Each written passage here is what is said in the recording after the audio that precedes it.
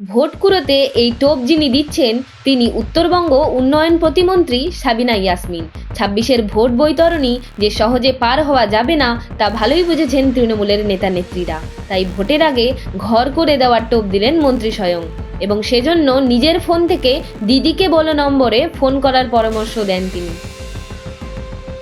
91370 call করে নিজের mobile থেকে কল করবেন, আপনারা ঘরের জন্য এন্ট্রি করাবেন।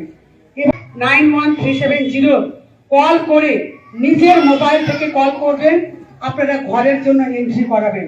এভাবে এন্ট্রি করে রিসেন্ট 20,000 ঘর এসছে, মানে ঘরের তালিকা এসছে, সেটা এনকোয়ারি হবে, এনকোয়ারি করে যেগুলো টিকবে সেগুলো হবে। 20,000 ঘরের লিস্ট এসছে। এই ফোন নাম্বারে মমতা ব্যানার্জিকে ফোন করেই কিন্তু এসছে। আর 20,000 ঘরের লিস্ট এসছে। এই ফোন নাম্বারে মমতা ব্যানার্জিকে ফোন করেই কিন্তু এসছে। আর যদি মনে করেন এরা মমতা ব্যানার্জিকে ফোন করবো না, তাহলে তো ঘরও করেন।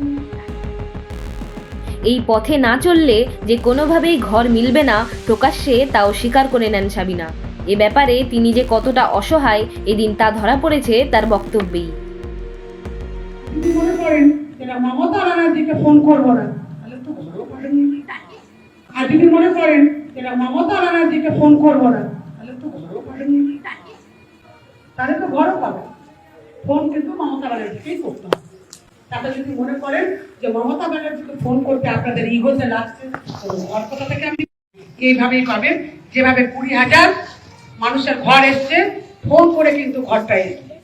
তখন কিন্তু যদি মনে করে যে মমতা ব্যানার্জি আপনাদের পছন্দ নয়, সাবিনা ইয়াসমিন আপনাদের পছন্দ নয়, আমরা কলটা করব না, তাহলে তো কিছু দিতে পারবো না। যদি তৃণমূলেশ্বরীকে ফোন না করেন তাহলে ভাগ্যে ছিড়বে না ঘরের শিকে। অথচ এই অর্থ রাজ্যগুলিকে দেয় কেন্দ্রীয় সরকার। সেই অর্থই রাজ্য সরকারের হাতে পড়ে হয়ে ওঠে ভোটের ঝুলি ভরার বেওসা।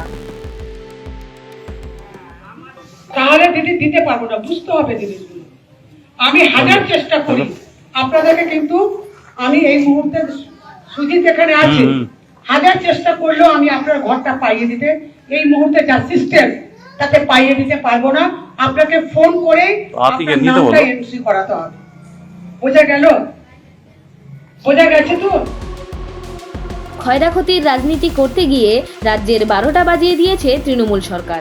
কেন্দ্রীয় হারে ডিএ দিতে পারছে না মমতা বন্দ্যোপাধ্যায়ের সরকার, পারছে না বাংলায় একটাও শিল্প আনতে। কাজের খোঁজে ভিন রাজ্যে পাড়ি দিতে হচ্ছে বাংলার বেকার যুবক যুবতীদের। রাজ্যের এহেন বেহাল দশার পরেও স্রেফ ক্ষমতায় টিকে থাকতে টোপ ফেলতে হচ্ছে সাবিনাদের। রাজনৈতিক মহলের মতে জনতা টোপ গিললে লাভ হবে সাবিনার, কারণ 26-এর ভোটে জিতলে হাফ মন্ত্রী থেকে তিনি হয়ে যেতে পারেন ফুল মন্ত্রী। সংবাদ টুডে নিউজ ব্যুরো।